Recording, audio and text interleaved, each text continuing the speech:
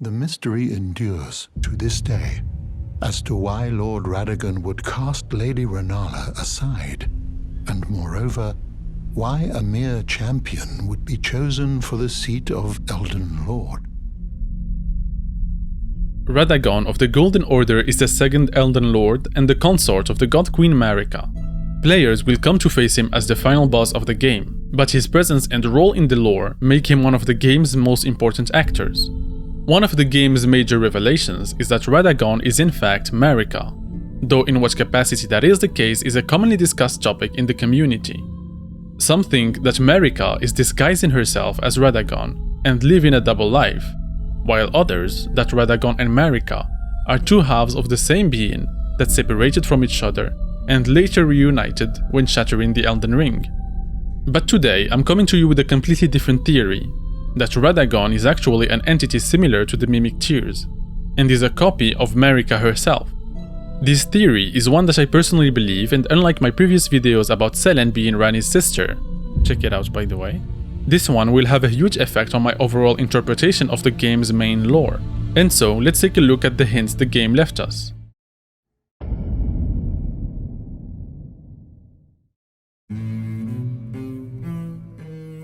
First, let's talk about the Mimic Tears. This silvery liquid is a creation of the Eternal City. As much a substance as it is a life form, they are an existence that put into question what defines life. They can seemingly take on the form of any living being, from animals to humans, and even plants. But here is the interesting part. The Silver Tears were created for a very specific reason. They were an attempt by the Eternals at manufacturing a Lord. We can find multiple references to that in items, but most importantly in a cut quest line where the player takes in a silver tear who calls itself a simi in their body. During that quest line, the player would have been gathering special liquid from the Eternal Cities to strengthen the silver tear until it would eventually separate from you as a perfect copy of your character and fight you for the title of Lord. This quest shows us two interesting things. First, the ability of the Mimic Tear to merge with its original, and second, it gave us this interaction between Melina and the Mimic Tear.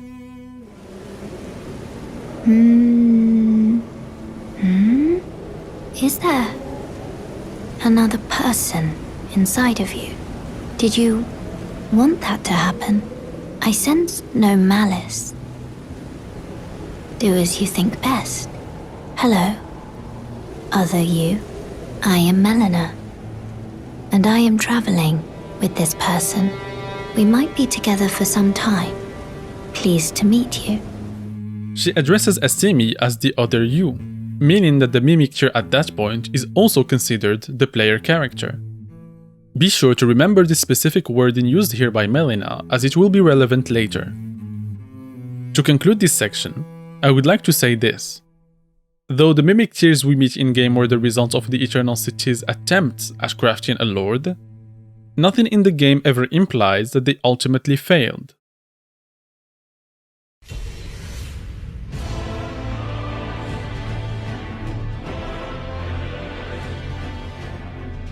Radagon, the second Elden Lord, was a champion of the Golden Order, who suddenly appeared during the Leonian Wars and later became the husband of the Lunar Queen.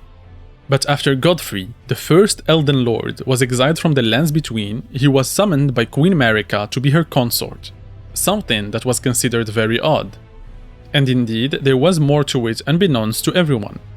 You know, it's said that Lord Radagon harbored a secret.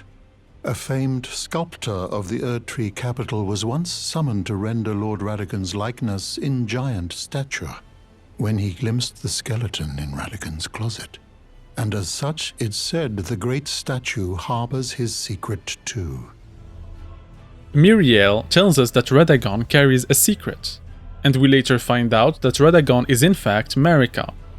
This revelation explains why in the intro cutscene, the divine blacksmith, who we now know is Radagon and Marika, was seemingly switching genders.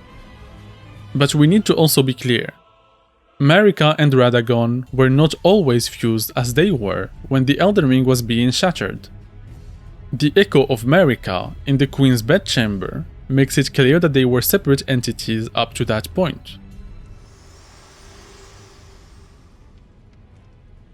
Spoken echoes linger here. Words of Queen Marika, who vanished long ago. If you wish, I will share them with you. In Marika's own words, O Radagon, leal hound of the Golden Order, thou art yet to become me. Thou art yet to become a god. Let us be shattered, both. Mine other self. Something else I would like to point out is the specific wording used here.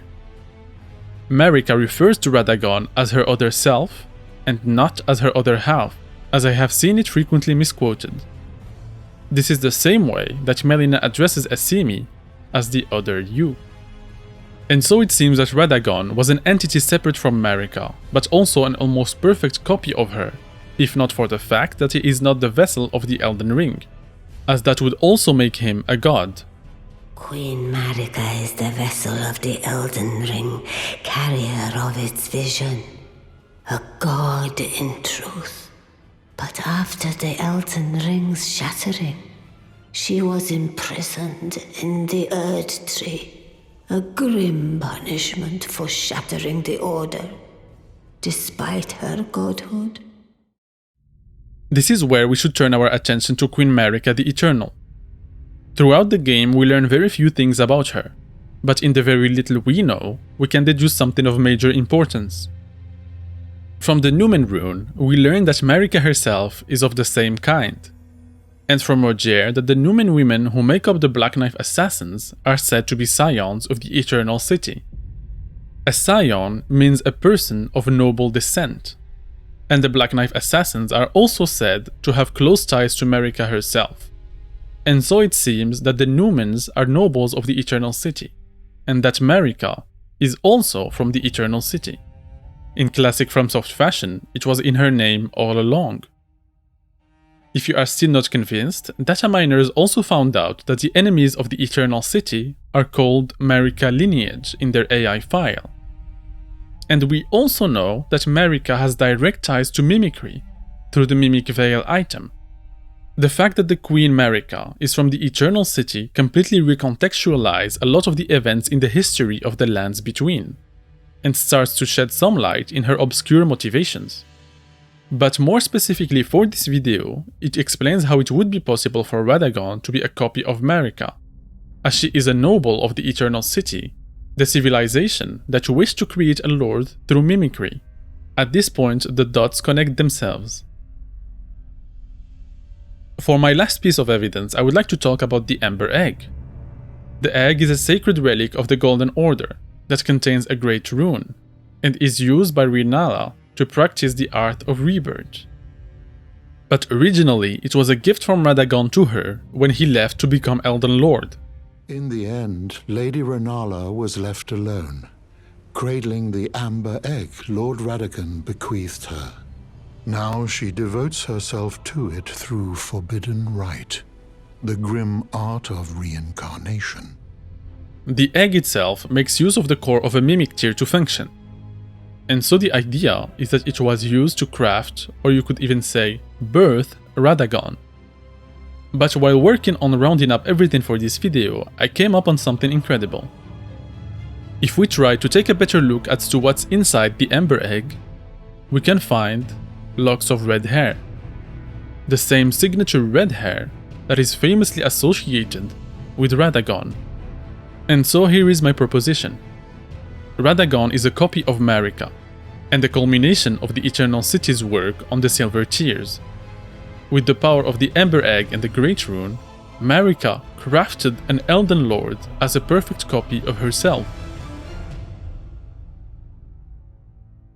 But the real question remains still. Why? Why was crafting a lord as a copy of herself so imperative to Marika's plan? After all, as the Mimic Ash tells us, and as the Asimi questline shows us, the copy created by mimicry does not extend to copying the user's will. And indeed, we know from Marika's hammer that Radagon did end up going against Marika in the end, when she shattered the Elden Ring. The good news is that I believe I have some good guesses as to what the answer is. But sadly, that will be for another video. So I hope you guys look forward to the big lore video where I give my interpretation of the quote-unquote main lore of Elden Ring. And there you go. Be sure to let me know what you think in the comments below and like and subscribe to support the video. Also, you can follow me on Twitch and Twitter. Bye.